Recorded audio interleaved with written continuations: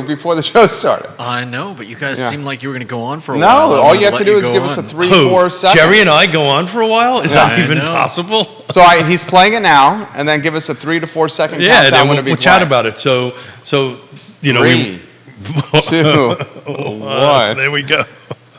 Good Monday morning, guys. My name is Jerry Miller, and welcome to Real Talk with Keith Smith. We'll work on that, Keith. Yeah, we'll work on that. We'll work on that here. I think Smith needs to work on it. Go finish your intro. We had significant time in our pre-production meeting in the green room this particular Monday morning. Was it all of 30 seconds? It was 30 seconds. It was 30 seconds. You're in good spirits over there. The suit is looking flawless, by the way. Thank you. I mean, I really, and you know what, I rarely comment on another man's attire, but I will this particular morning. I do like the pink hue of the shirt, complementing the blue suit. Thank you. You look sharp. Thank you. You know what? Got to be good at something. So. Oh, stop. Go ahead, finish the intro. This is Real Talk with Keith Smith, online at realtalkwithkeithsmith.com, featuring the distinguished gentleman, Keith Smith, one of the principals at Yes Realty Partner. Who's the principal at Yes Realty Partner? Oh, Mrs. Smith. He's just the principal. Would you say you're the vice principal? Oh, I'm the... Would you say the troublemaker? I think the janitor. No, stop I'm it. the janitor. I get brought to the principal's office on a regular basis. I'll leave that one alone. I can go in a lot of directions. That is for a different show with a different crowd that does not have little ears. That's hilarious. Do you want to go to the principal's office? Oh, baby, send me to the principal. I knew you were going to say that. Judith's laughing at us. Oh, baby. Is he really laughing at that? Or he's going, oh, great. Another one of these shows. They don't have guests. They don't have topics. It's one of the funniest things you said on Real Talk with me. No, I've said funny. Oh, baby, send me to the principal's office. Somewhere Yonna's listening and saying, behave. Well, there goes the rest of the sponsors. Behave. Oh, God. That's hilarious. Yeah, thank you for making me laugh and tear up a little bit. I'm tearing up, too. Today is typically a bad day for me, so thank you for doing that. You want to tell them why?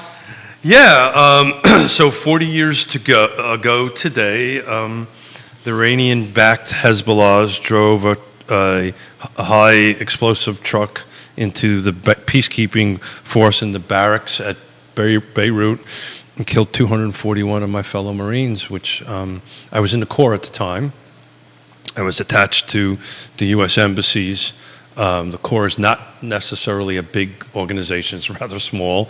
So there was a bunch of people I knew that day that was killed. What made it even worse from my perspective, and just to get this out there, April of the same year, Hezbollah drove a truck into the front embassy, the U.S. embassy in Beirut, killed quite a few people, but killed a very, very, very, very, very close friend of mine who was on post, who was on duty that day in the front, literally at the front door of the embassy, and did his very best to stop that truck, but unfortunately was not able to do that. Lost his life. So today is always a tough day for me. Particularly what's going on in the world. It just seems we haven't gotten better, right? Lost a lot of people, and we're still kind of there. I'm not taking sides. I'm just take a moment and honoring 241 Marines that were killed today, 40 years ago today, and people probably aren't talking too much about it. So I just wanted to throw it out there and do that. So, thank you for letting me. One thing that, and Judah, check your Facebook DMs there. Viewers and listeners will get to your comments. Please give some positive and kind words to Keith Smith. To every Marine that you know, or anybody in the service in it, to tie this a little bit together, November is Suicide Prevention Month amongst veterans.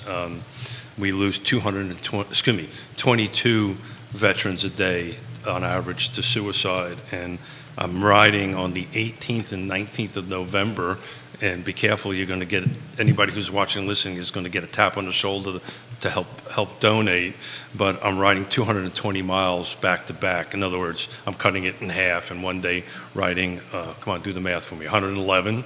Look at that, I did it myself. Good job. The second day, on a Monday morning. On 111 with a half a cup of coffee in me to raise money to help, because, when I got out, there was nothing. There was no assistance whatsoever. The good news is there is now, and so watch out for me. You're going to end up getting taps on my shoulder to raise it. And I want to say thank you to Nicholas Erpy. He was the first one to donate and donated $200. So Good job, Nicholas Erpy. If you're watching, Nicholas Erpy, the CMO of Emergent Financial Services, you are A-plus people. Virginia Williams, welcome to the program. Viewers and listeners, give the show a like and a share anywhere you're watching. James Watson, Bill McChesney, Vanessa Parkhill, Sarah Hill Buchansky, Kevin Higgins, Chad Wood, Holly Foster, Georgia Gilmer, Jamie Turner, Jesse Rutherford, Bellamy Brown, a Marine. Semper Fi, Marine. Dean Russell, Laura Fonner, Cully Baggett, Ray Cadell, MJ Arquette, Seth Liskey, David Puso, Rob Hubbard, Tom Powell, Nikki Chambliss, Austin Wyatt, Jen Finazzo, just to name a few watching the program right now. Viewers and listeners, put your comments in the feed. We'll relay them live on air. One topic that has come up is this one from Thomas, who's watching the program right now. And Thomas, when you watch the program, Thomas Johnson in Richmond, we certainly appreciate you quite a bit. We love Richmond. I was there yesterday. He made the comment, it seems like in today's era with social media, we're more in tune with what's happening in the world than when I grew up, and sometimes it's always difficult or can be difficult to swallow. That's true. Yeah, so it's very interesting, just to add to that comment and to put a little bit into perspective. So the first half of the 80s, I was attached to the U.S. embassies, primarily behind the Iron Curtain. So I was in the Soviet Union, fighting the old communist thing, Cold War, for lack of a better term, which wasn't so cold in my world. But so we used to get VHS, whatever these tapes. Remember what VHS? VHS Yeah. tapes of ABC News that was 2 weeks late. Wow. And that's how we got our news. We had access to all the classified material, so we actually knew what was going on from that perspective. But to find out what was going on back home, it took about 2 weeks to go ahead and do that. And the only way you can correspond back and forth was by written letter. And that had to ultimately, you couldn't put that into diplomatic pouches because it wasn't a diplomatic. If I wanted to write a letter to my mother, then it would go through the censors of the Soviets or whichever country I was at the time. So my mother would get a letter that was all blacked out that basically said, "Hi, love you." Everything else was black. Hi, love you. Everything was blacking out. And did I ever tell you the story about when I tried to call for Christmas? Tell that story. You have, but it's a good one. I would love to hear that story. And it's interesting you brought up Christmas. In our household, my wife is watching the program right now. I appreciate her very much.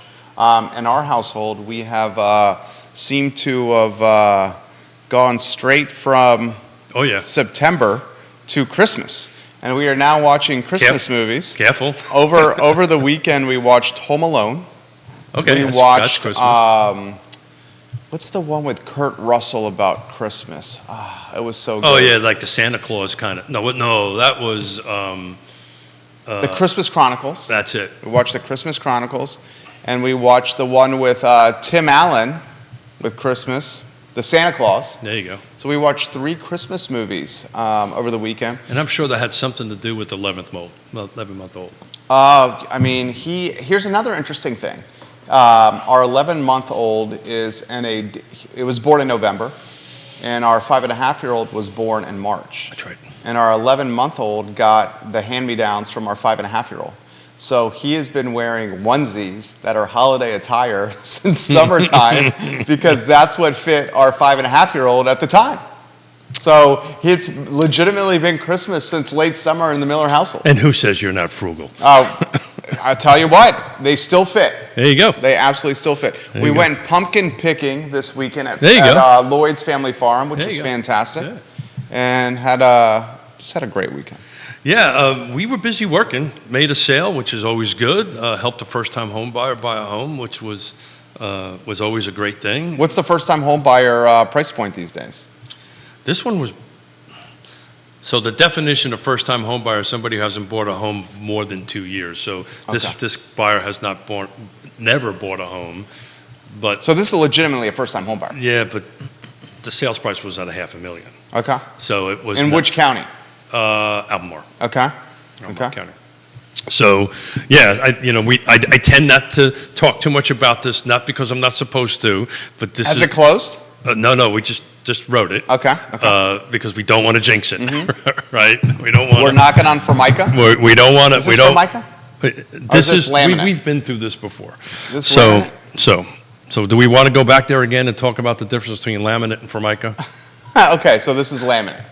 Laminate and Formica is the same thing. Formica is a brand name. Oh. It's like I did not know that. Q-tips are called Q-tips, but they're not.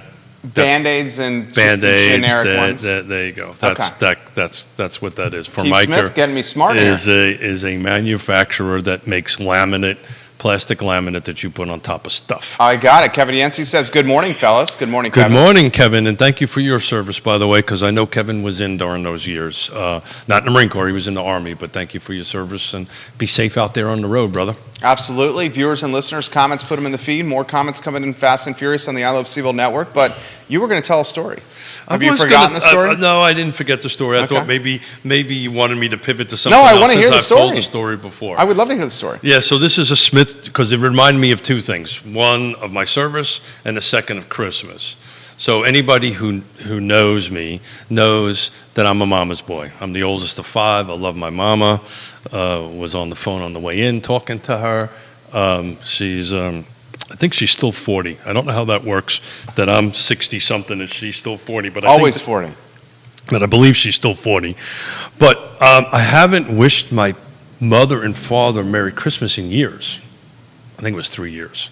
Because I was just behind the Iron Curtain. You just couldn't connect. So in order to make a phone call that was not business related, which this was not, you needed to go through the Soviet phone system, which meant that you needed to make a schedule. And it took me 6 weeks, 8 weeks actually in this case, to put that together. And you get this little chit, right? And I wrote a letter back to my father and my mother, and I said, look, there's people that are going to be listening, because that's how this works, right? Don't say anything negative about communism, because we'll get disconnected, right? Send a letter off, da-da-da-da. They let me put that in a diplomatic pouch, which was nice of them. So that went out. The day comes along. You had to go to the post office to make a phone call, because everybody didn't have a phone. You weren't allowed to have a phone, right? So you had to go to the post office. You gave this chit to a woman that was sitting there that had more facial hair than I did. And you got in this booth, and you can hear the guy breathing on the line. My father answers the phone and says, "Are those communists?" Click. And I never got an opportunity to wish my mother Merry Christmas after 3 years. And if you don't think every Christmas I don't remind my parents of that story, you would be wrong. And what do they say when you remind them? Oh, stop telling the same damn story. It gets different every time you tell it, which is true. I feel like that's Lenny doing the talking. That is Lenny doing the talking. But I tried to wish my mother Merry Christmas, but my father opened up his mouth, and the communists, or the Soviets in this case, disconnected the phone and couldn't tell my mother. Shit. That was 3 years I didn't talk to my mother. The good thing with Lenny is you know where you stand with him. You know where you stand with Pop, without a doubt. There is, if I grow up and become half the man he is, I'll be doing something. I feel the same. Dr. John Shea, welcome to the show. Georgia Gilmer, hello. Catherine Logner, hello. Jamie Turner, Bob Yarborough, hello. So we've been talking for eons about not enough inventory, prices are going up. The comments are coming in. Yada, yada, yada. And I was hoping today, and depending on how the comments jump in, to kind of pivot a little bit. But if that's what the folks want us to talk about, that's what we'll do. But I kind of wanted to change a little bit and maybe throw out there in the world and say, okay, what do you love about Charlottesville, right? I mean, let's start from a positive end of it. And I just realized I don't have my sticker. Let's put that magnet on right there. Put our magnet on. Real Talk with Keith Is it Smith. upside down? No, it's There good. you go. It's positioned So I mean, extremely we can surely tackle whatever questions. You know, we love Stump the Chumps, as I call it, or we love case studies. Yeah. We can surely do that. But you know, what do we love about Charlottesville? Why is it that people just come here in droves? Why is it? Why does that happen? Knowing A, inventory is low, B, it's expensive to buy a home. I can answer that. And people are coming, and let's see what the folks on the feed. You can tackle it, but let's see what the folks on the feed. So why don't I ask the folks? Neil Williamson, why are people coming to Charlottesville area in droves? Carly Wagner, Kevin Yancey, And they've Tracy been doing Green. it for years. Why are folks coming to Charlottesville in droves? Jason Howard, Kyle Irvin, Heather Walker, Johnson Village's finest. Angie Fink. Why are folks coming to Charlottesville in droves? Olivia Branch in Keswick. Catherine Lochner. Why are folks coming to Charlottesville in droves? That's a topic we want to talk about. Ivy Haynes, Cully Baggett, Ray Cadell, Seth Liskey, and Brittany Gray. Why are folks coming to Charlottesville in droves? All different age groups too, by the way. Absolutely. I had this conversation literally this weekend with someone that was new to Charlottesville within the last year. This individual moved to Charlottesville. Where do you think they moved from? Probably the Northeast. Northeast. Anything from D.C. North. From the Northeast. There you go. They moved Long to... Island? Did they have to have a funny accent? It was not Long Island, but it was an expensive area of Sure. Connecticut. Oh, yeah. Got it. They had the ability now All of Connecticut is expensive. but to go ahead. have a remote and hybrid work environment while maintaining their job, and they were taken aback, if not surprised, By price. with what they said was affordability. Oh, yeah. So they came here from Connecticut, maintaining their jobs, husband and wife, keeping their jobs, kids coming down here and said, we were surprised with what we could get for the What money. age group? My age, a little less? I'd little under? say older millennials. Got it. Mm-hmm. So call it my age group. Yeah. Their children in elementary school. And they said they were surprised with the bang they could get for their buck with their house. They were surprised with how far the dollar went Here. here Yeah. in well, comparison to Connecticut. yeah, but that's That was at a meet and greet, kind of like a cookout, if you may. but that dynamic hasn't changed, No. right? I've been here since '87. Michael Plecker, I'll get to your comment. It was Right. great to see you at the Lazy Parrot, Michael Plecker. Oh, one of the look at that. Shenandoah Valley's finest There you go. backstops. There you go. Michael Lazy Parrots Plecker. are so there you go. One of the great things about Charlottesville is you've got really cool places like the Lazy Parrot that you can go a watering hole and meet people. Plecker was there for college football. I arrived for the second half of the UVA football game. They were playing North Carolina, one of the biggest upsets in UVA football Sure. history, Sure. the biggest road upset on Saturday night against UNC. I would compare that to the beating of Florida State at home. It was monumental, the biggest road win in UVA history. Yeah. Michael Plecker was there amongst friends. He is a jolly and social guy. I walk into the Lazy Parrot. The first person to greet me at the Lazy Parrot was one of the Shenandoah Valley's finest backstops, and Michael Plecker. He smiled, said, "How you doing?" He said, "Make sure you remind Keith Smith about that Woodford bourbon bet that we have going on. Sounds like you owe him a bottle of booze." Do I? Okay. And Plecker said, folks are moving to the Charlottesville area to escape taxes and the availability to quality health care and the overall beauty in this community. Michael Plecker, it was great to see you on Saturday. High level, yes, and yes, right? How many that was. But the point I was going to jump in earlier, but as long as I've been here, this has been the norm, right? The norm is people are moving out of the Northeast corridor. It's always been expensive. It's always been high taxed. It's always been, just to go get a gallon of milk is a freaking chore, right? With traffic Connecticut. and stuff. Well, Connecticut, New York, Long Island, Jersey. Well, actually, we shouldn't talk too much about Jersey, but Jersey. I like Morristown, New Jersey. Yeah, Jersey. I like New Providence. We had clients in New Providence. New Yeah. Providence isn't bad. You know, It was a look- dry town, wasn't it, Judah? From New York, you got to give Jersey folks a hard time, but Jersey's a great state. Jersey Shore is awesome on it. But this has been the norm. But what's happening is the prices are just accelerating a lot more than what they used to back then. They just are accelerating up, and but folks are selling their homes up there, and they're getting a pot full of cash, and they're coming down. So that environment, it's always been there. But I tell you, Yonna and I were talking about this on the walk this morning. This particular Connecticut family said the transition to the Charlottesville area, Albemarle in particular, has been so easy for them Yeah. and their children Yeah. that they are singing the praises to their fellow Connecticut friends to come down and make the move as well. But it's the same thing would happen when I moved into Lake Monticello. Everybody knows the history of Lake, well, maybe not, but most folks know the history of Lake Monticello. At a certain point there was a company that was marketing up to New York. That's how come we got a bunch of New Yorkers there, and that's what happened. I moved down, then I talked to a bunch of people, Gesundheit, by the way, Judah. My peripheral vision saw that. Vanessa Parkle says, and fellas, don't forget the milder winters.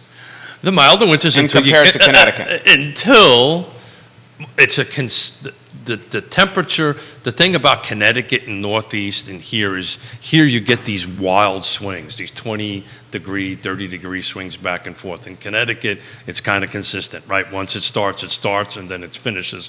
It finishes here. But a common misconception of people that come down from north is they think we don't get snow, and we do. This past winter was extremely mild. I understand that, but we're due for one of our 1-footers, 2-footers. I remember in 2009 we had back-to-back steps. So when it goes a certain way, we do get slammed with snow. I'd rather get more snow than this ice that we get. This ice down here, I do not. It's horrendous. It's horrendous. It's super dangerous. The roads are not set up for it on that end of it. But this is not an uncommon phenomenon. This question's come in the feed, and viewers and listeners, thanks for contributing. This is from Kelsey watching the program, and she says Goldman Sachs sees housing starts next year slumping. Yeah. Can Keith talk about this? Yeah. If we're already behind on inventory and houses to purchase, what's going to happen next year when less houses are built because the economy is struggling? Yeah. Look, this is, again, we started it off in the beginning of the show. Inventory is not going to get better. It's not going to get better anytime soon. We had a bit of a spike. We have roughly 14 or 15 years of underbuilding. We have literally a ton of new construction to make up, somewhere around 6 million, depending on who you talk to on it. We hit, I think, for the first time, the average of about 1.1, 1.2 million units, and that number's going to drop off, right? It's going to drop off for a couple of reasons. One is, unless you're developing with cash, it's too expensive to develop. That's the first thing. The second thing is it's too expensive to acquire. It takes too long to develop the road. And these are things we've been preaching for years. So the inventory is not going to get better. But that being said, to be honest with you, Jerry, right now, this moment, and this was this conversation I had with this millennial buyer that we wrote a contract on yesterday on, now is a perfect time to buy a home. Why do you say that? So here's a couple of things. So we're in less competition. We're less competition. We're in the quote unquote. I think we're slowing down somewhat because of traditional holiday season. That kind of impacts things a little bit on it. But there's so many people that are in this lock-in effect that they're sitting and waiting for interest rates, even just to drop a little bit. And I think that's going to happen. And when that happens, the when is the question. But when that's going to happen, people are going to be flooding in that's been sitting on the sideline. So, like this buyer, they had enough cash for a substantial down payment. We weren't competing against other offers, which was a great, it's just a $500,000 purchase, which is kind of the sweet spot, right, as far as medium sales price goes on that end of it. We had no competitors against it. We were able to negotiate a pretty good deal. We got some seller concessions out of it, and it's a win-win going forward. If you're in the position to buy and you can do it and you can afford the prices, so forth and so on, and the interest rate, this is a great time to do it because of that very reason. There isn't any competition. So, there's always opportunities when there's a bit of a slowdown, and that's what we've got right now. Was that a decent explanation? That was a fantastic explanation. Look at that. She follows by saying, if you do buy, your hope is probably to refinance pretty soon thereafter. That's exactly right. I mean, we Logan Wells Claylow, hello. Hey, Logan. Yeah, we personally did it, right? Our number was way higher than, there was a 1 in front of where the current interest rate is now. But we got in because we could get in. We saw an opportunity, took it. Now, keep in mind, the sales price wasn't $500,000 we also weren't making the money that we're making now either. So it was, it was a substantial amount of money per month. But we refinanced that house several times and eventually sold it with enough money to use it to buy the new house that we're in. This is a fantastic question. Kevin, I'll get to your comment. Grayson, I'm going to get to yours first, however. Can Keith put an argument together on why this is a good time to list your house? Oh, great question. It's exactly the same reason it's a great time to buy. There's just no inventory out there to go ahead and do that. So it depends on, when you sit down and talk to somebody about listing or buying, the first conversations are always about relational stuff, right? It's not about, how much money you make. What is your goals? What are you trying to achieve? So if I'm getting a new job, I have to move. 80-something% of people that are selling right now have to sell, right? It's just not about a money thing. It just is about I've got to sell. So, when did you own it? When did you buy it? How much equity do you have built in? The prices are increasing, so this is a good opportunity to do that. On the flip side, you have the same impact on what you're trying to buy, right? Interest rates are high, so forth and so on. So this particular buyer that we worked with on Sunday had a substantial amount of cash, right, that they could put down, which made their monthly nut more manageable, and then they will go ahead and redo this. So back to why there's no inventory. If you need to move, this is the best opportunity to gather as much much net cash as possible from the sale. The other flip side to that is prices aren't going down. So if you need to sit tight for about a year, you can do that. Here's the flip side. If you got to sell to buy on that, now's the time to sell. Well, the question, it's so funny you just asked that question. Sally says, has the contingency deal returned to the market since there's such little inventory and drop in demand? Are we able to sell our house to buy the next one? So the second part of that question is wrong. Okay. Not wrong. I apologize. That's not the right term. I'm talking to Mom here. Yeah. A mom. Yeah. There is a demand. Okay. Right? It's just not multiple offers going on. And at certain price points, there are multiple offers and bid-ups going on it. So the demand is there. So she wants to know about selling her house, a contingency. Can she do it? I guess why don't I rephrase that and call it a domino deal? Well, we have to ask what the contingency is. So what I think the question is, can I sell my house contingent on buying another home? That's right. Right? Or vice versa, yeah. Right? On that That's stuff. what she's asking. So the answer is, to quote my dear Pakistani friend, yes, maybe no, yes. Right? So it depends on your circumstance, right? Okay. On where you're located, right? Real estate, 6 things. We go over this 100 times, right? Millions of times. Location, price, features, condition, and timing, right? So if you're in the right location, we price it right, it has the right features, it has the right conditions, timing will be very fast, and I always add who's on the other side matters, because it does on that end of it. So then if you're in a hot location and there are multiple offers and you're on a right price point, yes, you can say, look, I'll be more than happy to sell you this house, but I need X amount of time to go ahead and buy something else. That is a real thing. If you're in a neighborhood or an area or outside that is maybe not garnering as much activity, that's why micro markets matter. We might not be able to accept contingency. So the where matters. What are the hot locations? Well, you know what? Looking at the spreadsheet we did last week, at one point I thought Buckingham was not. I was thinking the question maybe is what's not the hot location? Where I was thinking Buckingham, but they jumped up big time quarter over quarter. So it's not even Buckingham anymore. It's certain price points. Lake Monticello has less than 12 houses, right? The median days on market is somewhere still around 6 or 7. It's, it's pretty hard to find one that's not. So therefore, price and features and conditions matter. This question from Kevin Yancey, somewhat bearish. Thank you for the questions. What's your prediction on how long before the market flips? Kevin, that's a great question. I was always going to say, I was thinking about this while I was taking a shower, but that wouldn't be a good thing to say. You can do that. You can think about stuff in the shower. I was literally thinking about this question this morning, and I think the important part of that is asking when the DOMs what's the DOM number, days on market number, that's moving this from a seller's market to a buyer's market. And part of the reason I was thinking this is about a future show we're working on about these real estate lawsuits, class action lawsuits that are going on right now.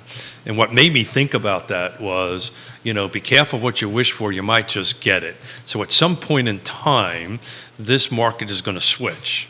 And I think when you start seeing DOMs get kind of raising up to the 30, 40 days on market, which means on average it has to more than double where they are now. On median, it has to go way more than that. I can't do the math in my head how many times. That's when you're going to start seeing this switch of seller, I think, this mentality of seller and buyer. Now, there's so many millennials and Gen Zs out there that are pent up to buy. I think if you start seeing even a slightest movement downward on the 30-year fixed, all these people are going to jump into the market. Again, that's why now is a really good time to buy. Now is a good time to sell, in my opinion. Do you think we'll see movement on those rates in the first 2 quarters of next year? No. Yeah, neither do I. No. I think you're going to see those in that. But to answer Kevin's question more directly, I think we're quite a few years out before that shift happens, just purely out of inventory. You're seeing 8% not slowing it down at all. Do you think it goes higher? No, I'm talking about slowing down buyers willing to buy. The pool, we've talked about this before. The pool of buyers are so deep, right? It's just getting shallower, but it's still pretty deep. It's not 20 feet deep. Maybe it's 10 feet deep or 12 feet deep or whatever it is on it.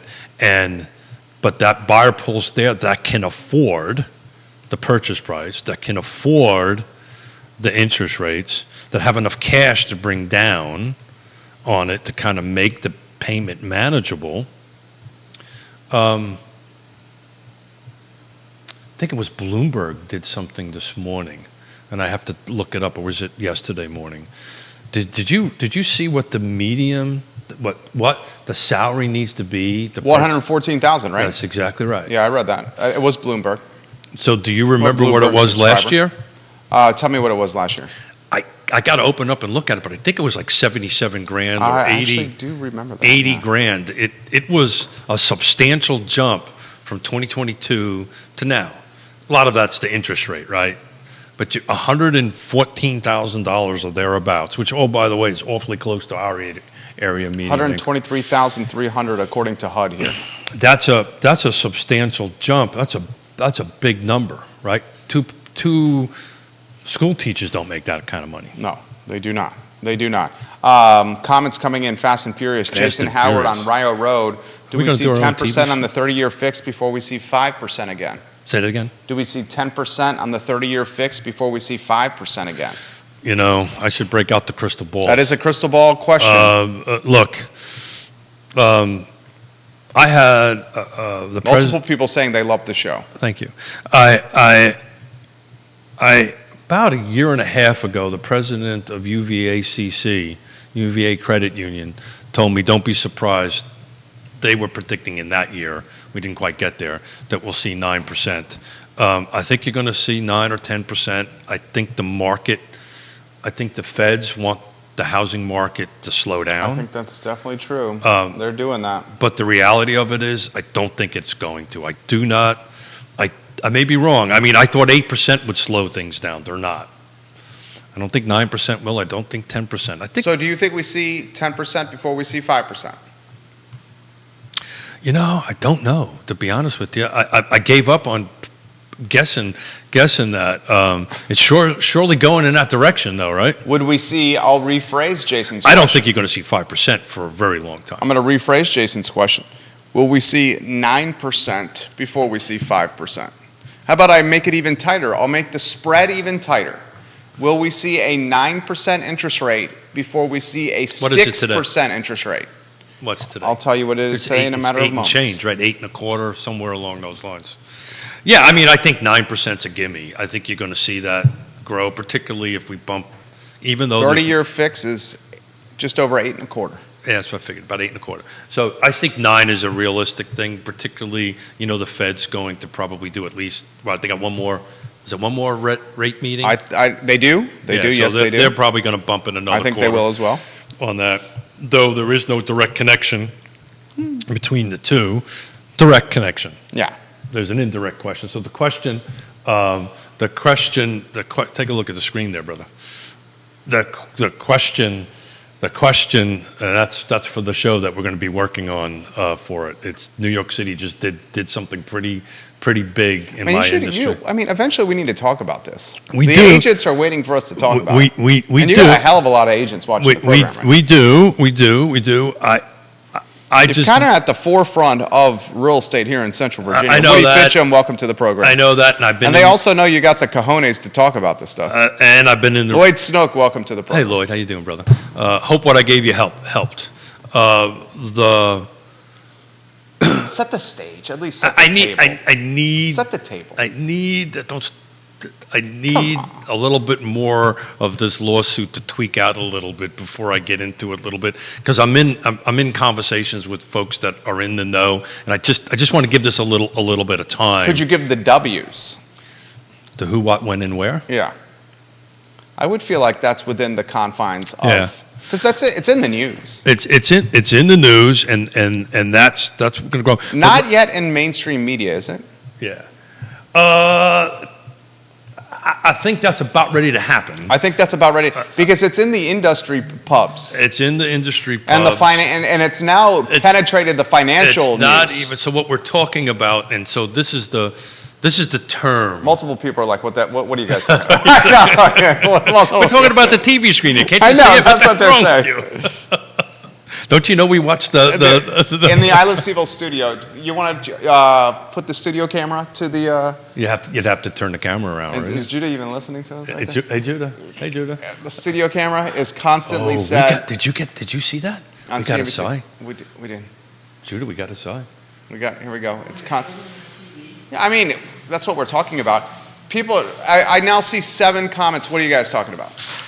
So what we're talking about is the class action suit. That's good. Now you go back to us. Hurry up, Judah, will you? He's like these. Can't you keep up with us? He's like these idiots. The good news is we're not in Batman and Robin outfits. And we straight up embrace it. I embrace it. So what we're talking about is this has been going on for a very long time. There is a class action suit that's currently being heard in Kansas. It's just finished week number 1. We're starting week number 2 today. And what the essence of the lawsuit is the decoupling, and that's the word that I've settled on. It's the decoupling of the buyer brokers commission and the sellers brokers commissions. So the thing that was on the television that is now on the national stage is New York City has its own version of NAR, right? That you, if you're an agent in the city of New York, these are one of the things you need to belong to. So in January 1, they're going to formally decouple the two, meaning that the seller will pay the seller's agent and the buyer will pay the buyer's agent unless some other arrangement. And the reason why I'm a bit hesitant to talk about it in detail, because there isn't a lot of detail being come out publicly about exactly how this transaction is going to happen, how exactly it's going to impact real estate transactions. That being said, if you're a realtor right now and watching this, your world is going to change very quickly, right? And we need to, as professionals, be prepared to adjust to that and move forward. I've literally, Jerry, we've got slides I'm working on and so forth and so on that will save a show for that. I'm just waiting for a little bit more of this lawsuit to materialize. I think there's going to be 1 or 2 more settlements before it's over with, based on the information I've got. So I've been kind of wanting to tread a little lightly on that. But at the end of the day, if you're a real estate agent and watching this and you're going to want to know how to move business forward in the future, stay tuned, because we're going to talk about it in a big way. Matthew says this: does Keith expect buyers who will start to have to pay the commission themselves out of their own pocket to be more aggressive with negotiating the percentage they allocate to their representation?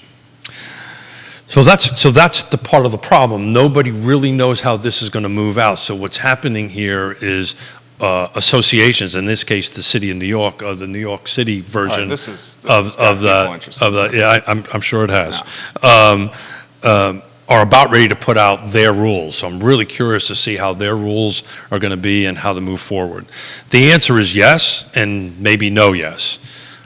I think ultimately what's going to happen here, for those agents that are watching, if they ever done commercial transactions, I think that's the route we're most likely going to go, where the buyer's agent is going to have to, which I think is a very good thing, by the way, demonstrate to Jerry, who's my buyer, we just did this on the weekend, what my worth is, right?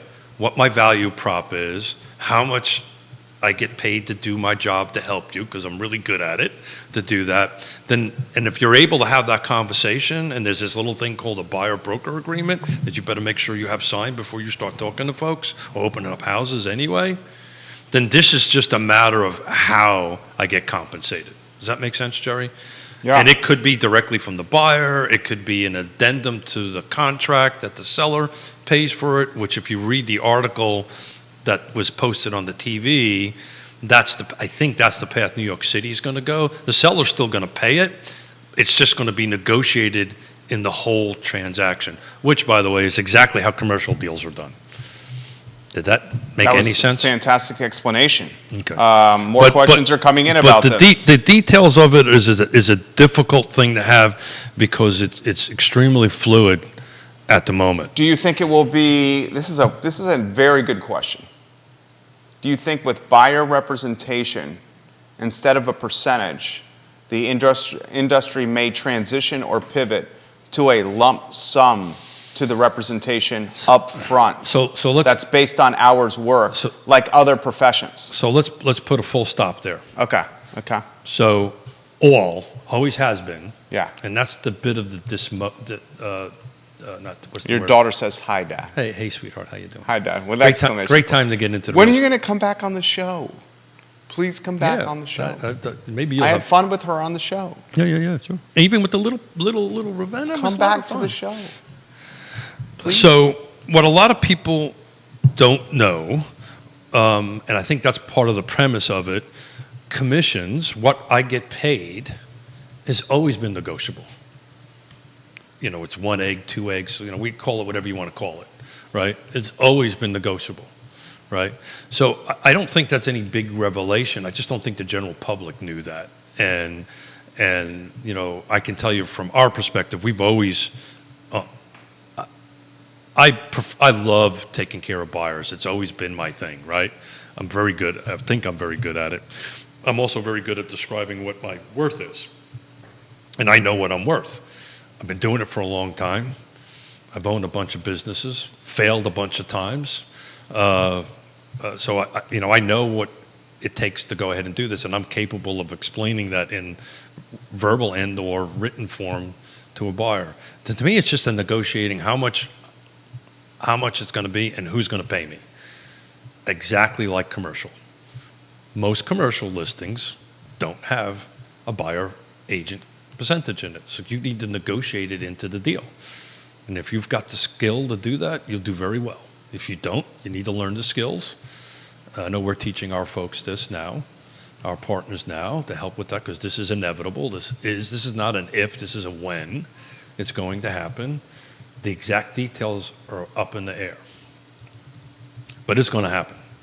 It's too much on the front news. It's out there.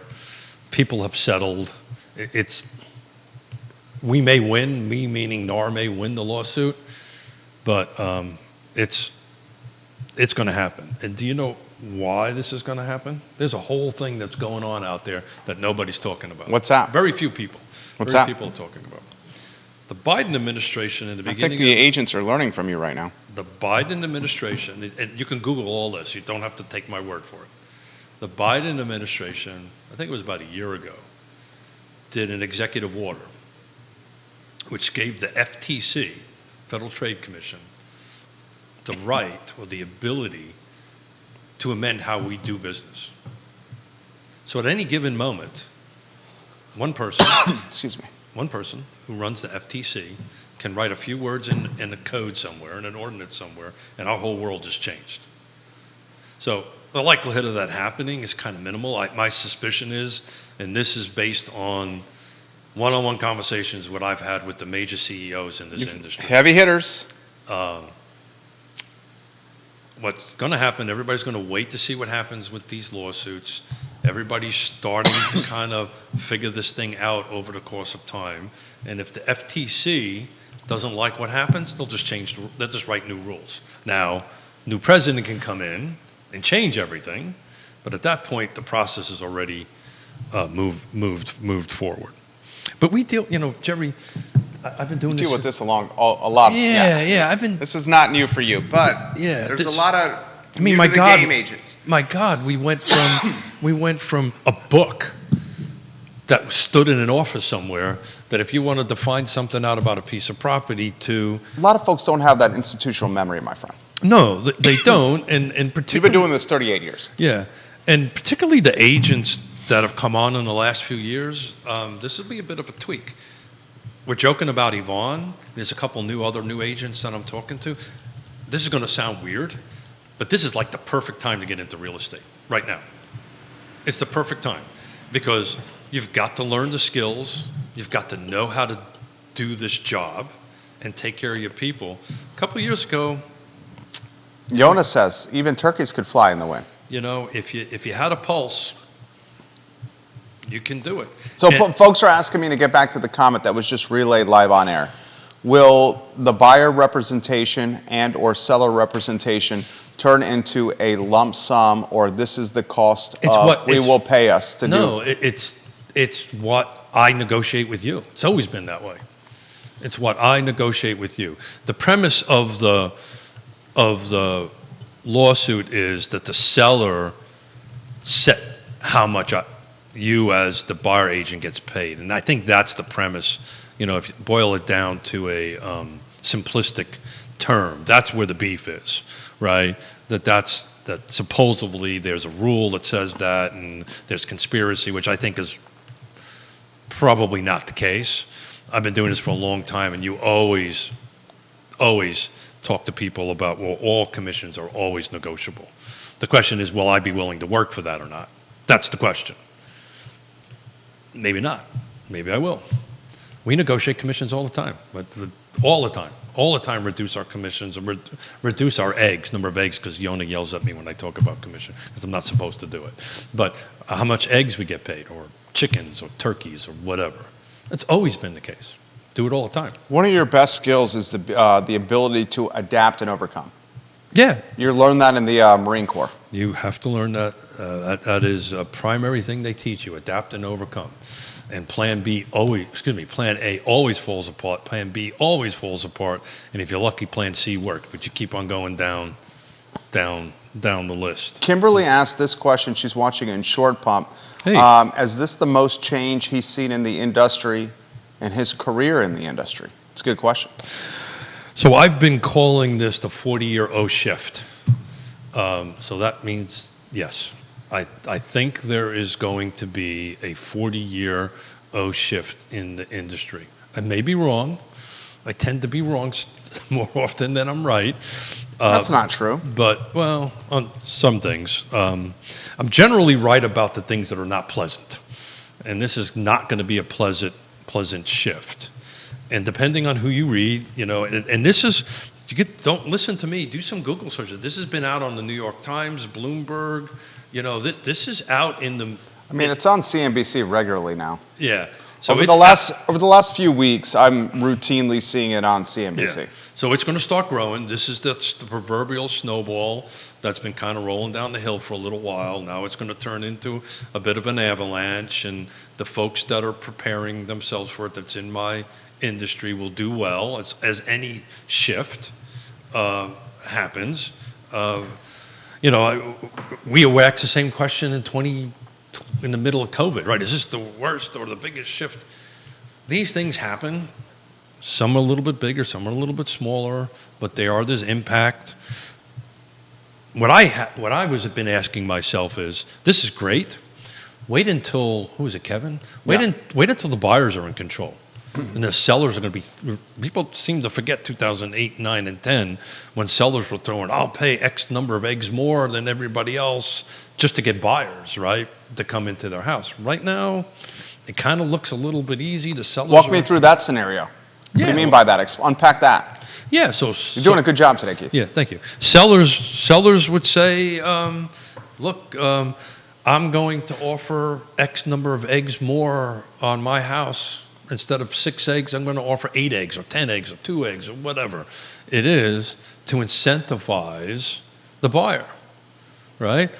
The theory behind it is if I you drive more traffic. You drive more traffic. Because you got more to gain, so you're going to get people showing it more, working harder to sell it. I want to get this out. Yeah. This is important. You can repeat it. What have I been quoted to say about my why in this business? What is my why? To help people with one of the key aspects of life, food and shelter. We get to help people with one of the essentials that are required for a trip around the sun. Right. Food, clothing, and shelter. Okay. I promised Yonna I would never again on the show use the money number. Okay. But 2008, 2009, 2010, we lost everything we had. So there's 2 things, right? We help somebody with shelter, which is a key thing. The second thing, we lost all this stuff. And how do you think we went from that to doing very well now? How did that happen? It wasn't money. How did that happen? You guys have a commitment to doing it the right way. We took care of people first. Okay. You always take care of your client first, regardless if it's a half an egg, a quarter of an egg, a 0 egg, 20 eggs. It doesn't matter. You take care of your client first. You take care of your seller, your buyer first, and the eggs follow. Now, you have to be able to describe what I do to earn my eggs and how I do it to earn my eggs. But at the end of the day, it's to help with that one thing, that shelter, to go around the earth in 12 months on that, to help people get that. And if you do that, you'll be successful. You will be successful. Success is not about money, right? Success is walking into, they opened up a new ice cream shop at the lake. Ooh. And you know how much I love ice cream. What'd you get, Rocky Road? No. It's chocolate chip cookie dough? No. So is your wife still watching? Let's see here. Because she'll appreciate this. Yeah, she is. So, and you may have had one when you go up to Long Island, but it's a Carvel style ice cream. Huge fan of Carvel. Oh. I know she is as well. Oh yeah. Very and nice. It opened up on Friday, and if you don't think it was the line out the door.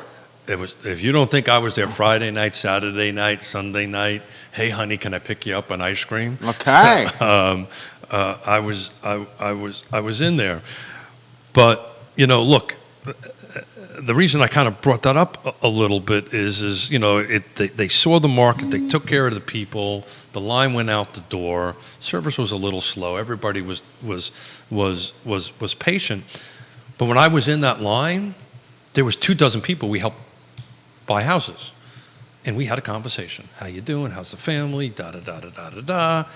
It was all about connection and was all about dealing with people at a personal level. And what we do for a living is just that. We help people achieve whatever it is they're trying to achieve. You do that, you'll make money in this game. You don't, if you chase the money, you'll be out of the game very quickly. Keith Smith dropping dimes right now. Viewers and listeners, it's resonating with them. It's the coffee. Oh, the coffee's kicking in for Keith Smith right now. It might have been a little bit. Keith Smith dropping dimes on a Monday morning here. Does anybody even know what dropping dimes mean anymore? Yeah, I think people know what dropping dimes It's a quarter, right? Can you even find a phone booth? Well, dropping dimes in this context means dropping knowledge. Yeah. So when you drop a dime in basketball, you're assisting somebody with a bucket. So that's the difference between me and you in the streets. Uh-huh. If you're dropping a dime, that means you're ratting on somebody. I think the context has changed. Yeah. I think the context has changed. Well, that has a lot to do with being 60-something. Your guest from Friday, who's a candidate for Fluvanna County Board of Supervisors, James Schoenster, Good job. he mentioned that he lives in Fluvanna. He's got a young family, young kid, that he would be unable to afford his house today. Yeah, I agree. 100%. That's what he said. Yeah. And that resonated with me. And he said that was one of the reasons why he wanted to get, one of the reasons why he's running for Fluvanna County Board of Supervisors. Yeah, look, back to that conversation from my perspective, the last question I asked was to me the most important. Do you understand that this is a 40-hour-a-week job and it's going to be a lot of work? Because you can sit here, you think you know the answers, but you don't. Not till you sit behind that dais and then realize the complexity of the job. It's regardless of political beliefs, one way or the other, to sit behind that dais is a difficult thing to do. No doubt. You're going to upset half the people and the other people are going to love you.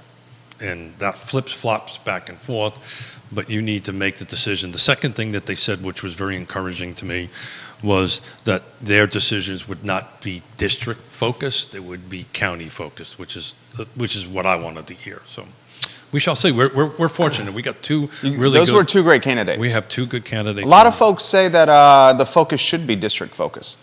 Yeah, and it's the folks in the district that are electing these folks to office. The problem with that is that may have been the case 20 years ago, 30 years ago, 40 years ago. But all of this, what we're doing right now, we're just so interconnected, and you can't. Whatever happens in one district impacts the other district. Whatever happens in Fluvanna impacts Charlottesville. I believe that in my heart and soul, and vice versa.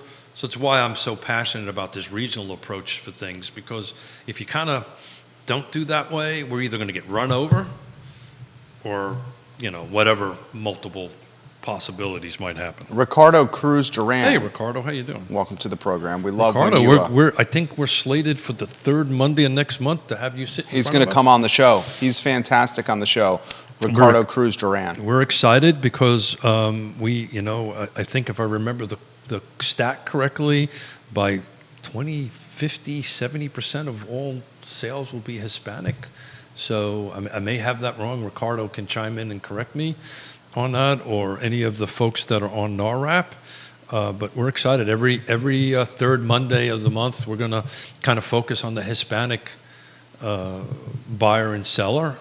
They're growing tremendously, and we're excited to have that opportunity. Questions are coming in. I just got a DM about the topic we're talking about. Which one? The eggs and the commission. Okay, got it. May I mention this on air? That's what I ask. In fact, may I mention on air? Well, we'll respect any. Well, that's why I ask. Hey. When they come in via DM, I always ask. If it's a comment on the feed, it's different than a DM. Yeah, totally. That's why I always ask. Totally. And that's why we get the information we do, because we ask the question.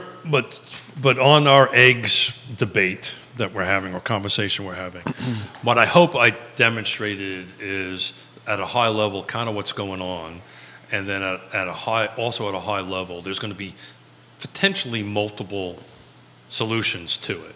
So hold on a second. So before I get, you got a crap load of realtors watching right now. Before I get the tough question, one of the things that will have to change is seller concessions. We talked about this earlier about seller concessions. Right now, and if there's any loan officers watching, please correct me if I am wrong. There are 3. Okay, please correct me if I'm wrong. But at the moment, as it stands right now, a seller cannot do seller concessions to pay my eggs, right? To pay whatever amount of eggs that I have negotiated, either with the buyer, the seller, however I am being compensated. At the moment, I believe that's not allowed. So if that's the case, one of the simplest fixes to this would be the regulator saying, okay, now it's okay to have eggs, the buyer's eggs, number of eggs, be paid. I've been very cautioned about this from not to use percentage of commissions and stuff like that. We're just going to call them eggs for the sake of this conversation on it, because I don't want to lose my license. Okay, eggs it is. We don't want that either. But the reality of it is, if that happens, then at the end of the day, it kind of goes back to normal, right? So it's just a matter of negotiating everything with the seller. But you're going to have skills. Go ahead, buddy. You're breathing in heavy. Well, this is from a realtor. Good. The realtor said, and I responded to the realtor, may I mention this on air? She says, yes, if you keep it anonymous. Yeah, sure. So it's a local realtor. She says, I may be banned from real estate for this comment. Well, we don't know who you are, so you will not be. But to be 100% honest, the real heart of the lawsuit is that while in theory the commissions have always been negotiable, the reality is the trade associations and the limitations rules to MLS participation have led to prevailing practices by agents where commissions are only slightly negotiable at best. I've seen agents, not all, but it's certainly very common, avoid sharing listings that are offering less than 3% buyer commissions. Yep. She says, and there are a vast majority of brokers that will not work for less than a certain percentage. And as someone with experience outside of real estate, I respectfully still believe that real estate sales people service do not match the fees collected when compared to other professions. In my opinion, there is a lot more commission fixing done in practice than should be. The associations, CAR, NAR, etc., preach one set of ethics, but do not always seem to practice what they preach. The associations really are there to protect the agent's best interest, not the client's best interest, and it's lots of lip service. Well, so any association, its main focus is always to protect its members. Its members. So I don't think there is any public, regardless of the association, on it. Look, that's the essence of the lawsuit. I appreciate the cojones and courage and gumption and chutzpah behind that comment. So that's the essence of the lawsuit, as has been outlined. That's part of my reluctance to talk about it, because a lot of this has to be shaken out from a legal perspective on that end of it. But what I do want to get out is it's change. It will change. It'll change. We just saw it live there in New York City. It's changing. They're decoupling. So I prefer to focus on the conversation about how I get paid as a buyer's agent is now going to be, at some point in time in New York, it's as of January 1, it will be decoupled from the seller side of it. So they're going to be separated. That means I now need to negotiate, which I do every day anyway, because that's what I do on it. But you're 100% right. There's another New York Times article put out, which I do not believe this number. It said 80% of the real estate agents are now going to get out of the business. That's a ridiculous number. I think you're going to see 30 to 40 get out. I think you're going to see that anyway, because sales are down, volume is down, people are not. I think New York Times predicts 80% because the margin won't be there anymore. You're going to have to work harder for less. So if you read into that article, it was somebody that doesn't know gosh darn thing about how to do real estate. It was some academic that was doing some analysis. Where that person was right, though, is there will be a decrease in agents. That was happening anyway, right? We're down, 40, 50% in volume year over year? It's going to happen. People are going to retire. People don't want to do this anymore. They're making 20, 30 grand a year. I'm going to go do something else. There's always a natural attrition of this that goes up and down in that. But, to cherry pick that comment apart, at the end of the day, that's what this lawsuit's about. And when it gets settled, we'll see. It'll probably end up going to appeals. It's probably going to take a long time.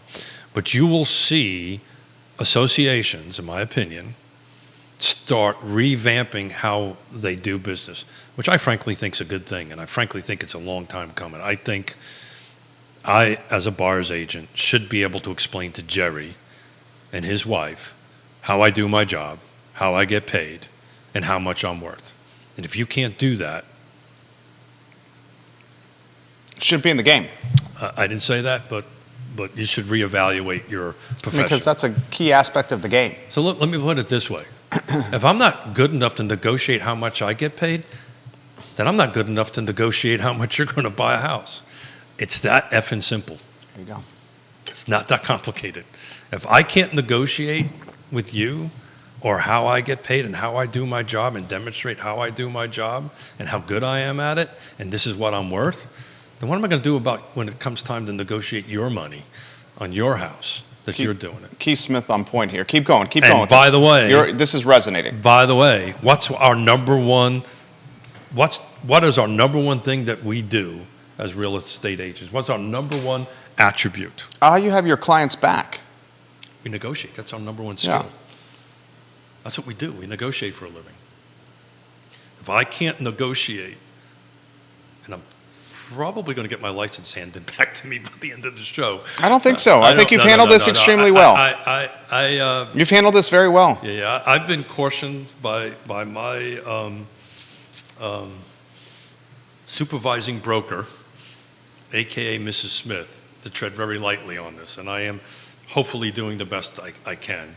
But the information that I want to get out to realtors that are watching this is it's coming. The when is in question. The what is in question. The how is in question.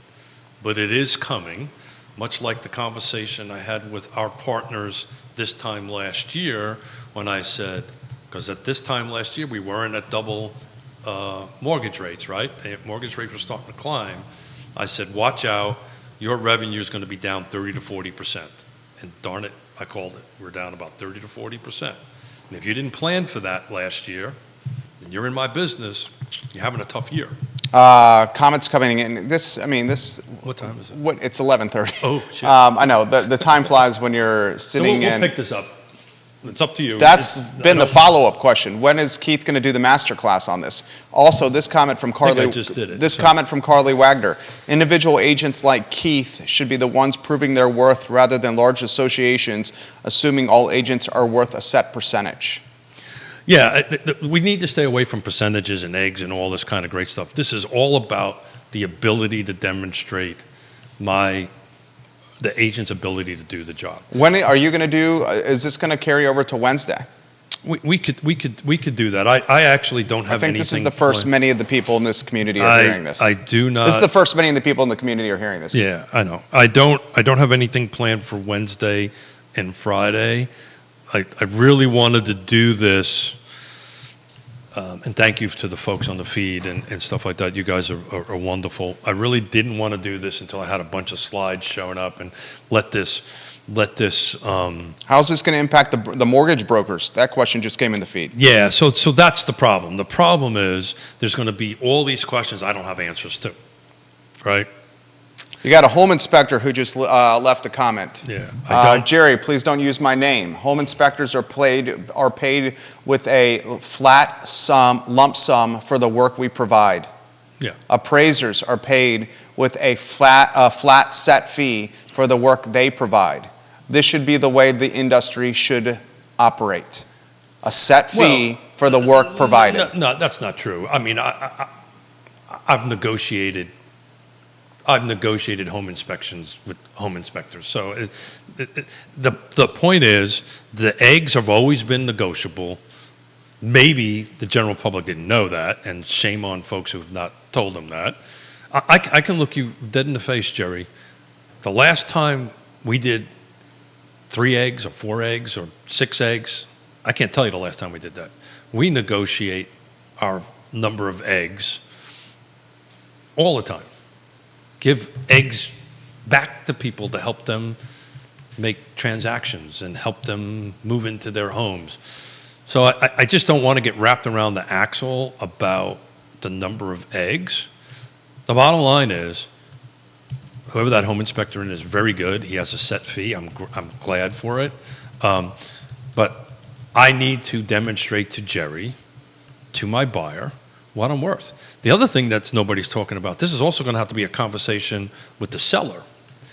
So the key word is if, right? This may not happen.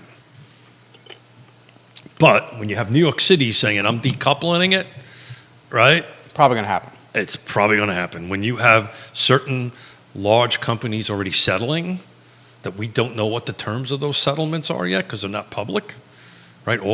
We don't know that. And so I just want to get it on everybody's radar that this is kind of on its way. Exactly what our crystal balls will. Here are some extra questions, and it's 11:30. Extra questions. In Keith's scenario of 2008, if this decoupling does happen today, what if sellers offer larger percentages to sell their homes in 2024? How will that impact things? No, it's always been the case. You can do that now. By the way, dig into certain listings. There's certain listings that are offering portions of eggs. Go ahead. If you bring a buyer. Another comment. So that's always been there. That's never not been there. Go dig into, if you have an opportunity, go ahead and dig in. I saw one come across my email the other day that they'll offer a portion of an egg if you bring me a buyer, because the house isn't selling for whatever reason. We're not going to get to all these comments here. Another comment has come in, will this birth even more discount brokers?